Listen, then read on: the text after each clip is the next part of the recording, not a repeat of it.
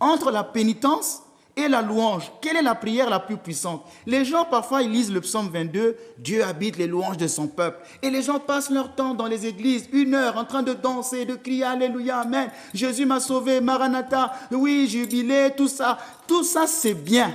Mais je voudrais vous dire une chose, la louange ne rajoute rien à Dieu. Demandez aux grands théologiens, ils vous le diront. Allez demander à vos frères, aux prêtres catholiques, les sachants, les fidèles catholiques peuvent le demander. Mais qu'est-ce que le Père a dit? Je viens de répéter que la louange ne rajoute rien à Dieu. Dieu est déjà loué par des séraphins qui sont sans péché, par des voix pures. Qu'est-ce que votre louange de pécheur ajouterait-elle à son être? Rien. Donc nos louanges ne rajoutent rien à Dieu. Cela manifeste sa gloire, mais ça ne rajoute rien à ce qu'il est. Par contre, la pénitence, elle, fait mouvoir Dieu. Parce que la Bible nous dit que Dieu ne rejette jamais un cœur brisé. Psaume 51, le verset 19. Donc la pénitence, c'est le seul sacrifice que Dieu accepte.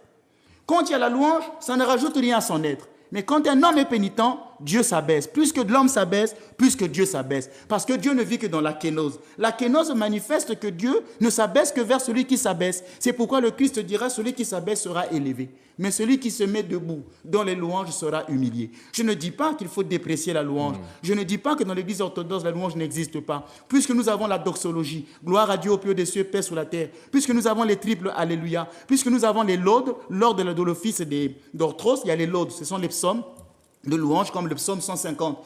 Tout cela existe, mais la plupart de nos prières sont plus pénitentielles que de louanges. Parce que nous avons compris que la louange ne rajoute rien à Dieu, mais la pénitence, elle, peut faire mouvoir Dieu. Donc, mon Père, pour que ce soit bien clair pour ceux qui nous regardent et qui nous écoutent, lorsqu'on dit à quelqu'un « faites pénitence », ça veut dire clairement, ça veut dire quoi? S'abaisser, et nous allons voir ça tout de suite avec les œuvres de pénitence. C'est quoi faire pénitence précisément? D'accord.